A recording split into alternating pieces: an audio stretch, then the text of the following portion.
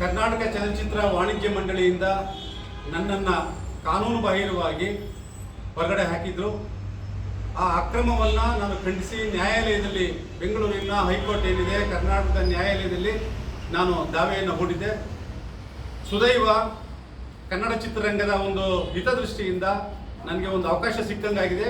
ನ್ಯಾಯಾಲಯ ನನಗೆ ಇವರ ಕಾನೂನು ಬಾಹಿರ ಅಮಾನತನ್ನು ಏನು ಮಾಡಿದ್ರು ಅದನ್ನು ವಜಾಗೊಳಿಸಿ ಇವತ್ತು ಸತ್ಯಕ್ಕೆ ಬೆಲೆ ಕೊಟ್ಟಿದೆ. ಕೇಶಿ ವೆಂಕಟೇಶ್ಗೆ ಆಶೀರ್ವಾದ ಮಾಡಿದೆ.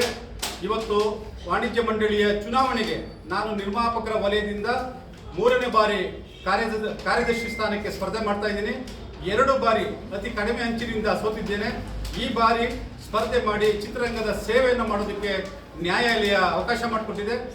ಜೊತೆಗೆ ನನ್ನ ಚಿತ್ರರಂಗದ ಎಲ್ಲ ಗೆಳೆಯರು, ಹಿರಿಯರು, ನಾಯಕರುಗಳು ಇವತ್ತು ನನ್ನ ನ್ಯಾಯಕ್ಕೆ ಅವರು ಕಾರಣಕರ್ತರಾಗಿದ್ದಾರೆ.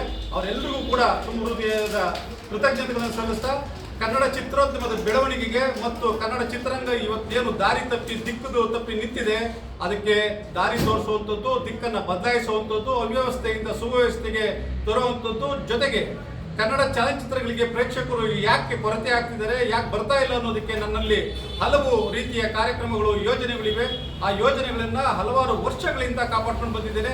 ಇವತ್ತು ಅವಕಾಶ ಕೊಟ್ಟರೆ ಇವತ್ತು ಚಿತ್ರಮಂದಿರಗಳಿಗೆ ಕನ್ನಡದ ಪ್ರೇಕ್ಷಕರು ಬರೋ ರೀತಿ ಮಾಡೋದಕ್ಕೆ ನಾನು ಕಾರ್ಯದರ್ಶಿಯಾಗಿ ಕೆಲಸ ಮಾಡೋದಕ್ಕೆ ಸಿದ್ಧನಾಗಿದ್ದೀನಿ. ಎಲ್ಲರಿಗೂ ಕೂಡ ಧನ್ಯವಾದವನ್ನು ಅರ್ಪಿಸ್ತಾ ಇದ್ದೀನಿ. ಕೊನೆಗೆ ಒಂದಂತೂ ಸತ್ಯ, ನ್ಯಾಯಾಲಯ ಎತ್ತಿಡಿದಿದೆ ನ್ಯಾಯವನ್ನ. ಇವತ್ತು ಅಕ್ರಮವಾಗಿ, ಕಾನೂನು ಬಾಹಿರವಾಗಿ, ದ್ವೇಷ, ಅಸೂಯೆಯಿಂದ ಯಾವ ಸದಸ್ಯಗಳ ವಿರುದ್ಧ ಅಮಾನತು ಕ್ರಮಗಳನ್ನ, ಸಸ್ಪೆಂಡ್ ಕ್ರಮಗಳನ್ನ, ಎಕ್ಸ್ಪೆಲ್ ಕ್ರಮಗಳನ್ನ ಮಾಡ್ತಾ ಇದ್ದಾರೆ. ಇದಕ್ಕೆ ನಾವು ಕೊನೆ ಆಡಲೇಬೇಕು. ಆಡ್ತಿದ್ದೀವಿ. ಜೊತೆಗೆ ನ್ಯಾಯಾಲಯ ನಮಗೆ ಅದಕ್ಕೆ ಒಂದು ಉತ್ತಮವಾದ ಫಲಿತಾಂಶವನ್ನು ಕೊಡೋ ಮುಖಾಂತರ ಸತ್ಯಮೇವ ಜಯತೆ ಅಂತಕ್ಕಂಥ ನಿಟ್ಟಿನಲ್ಲಿ ನಮಗೆ ನ್ಯಾಯವನ್ನು ಕೊಟ್ಟಿದೆ. ನ್ಯಾಯಾಲಯಕ್ಕೆ ತುಂಬ ಹೃದಯದ ಕೃತಜ್ಞತೆಗಳು ಸಲ್ಲಿಸ್ತಾ ಕನ್ನಡ ಚಿತ್ರೋದ್ಯಮದ ಎಲ್ಲ ಗೆಳೆಯರಿಗೂ ನನ್ನ ಪ್ರೀತಿಯ ನಮಸ್ಕಾರಗಳು. ಈ ಒಂದು ವಾಣಿಜ್ಯ ಮಂಡಳಿಯ ಈ ಧೋರಣೆ, ದಬ್ಬಾಳಿಕೆ ನಿಲ್ಲಬೇಕು. ಪ್ರಾಮಾಣಿಕರು ನಮ್ಮ ಸ್ಪರ್ಧೆ ಮಾಡಬೇಕು. ಚಿತ್ರೋದ್ಯಮ ಮುಂದುವರಿಬೇಕು. ಹೊಸ ಪೀಳಿಗೆಯನ್ನು ಬೆಳೆಸಬೇಕು, ಉಳಿಸಬೇಕು ಅಂತ ಹೇಳ್ತಾ ಎಲ್ಲರಿಗೂ ನಮಸ್ಕಾರ ತಿಳಿಸ್ತಾ ಇದ್ದೀನಿ. Thank you so much.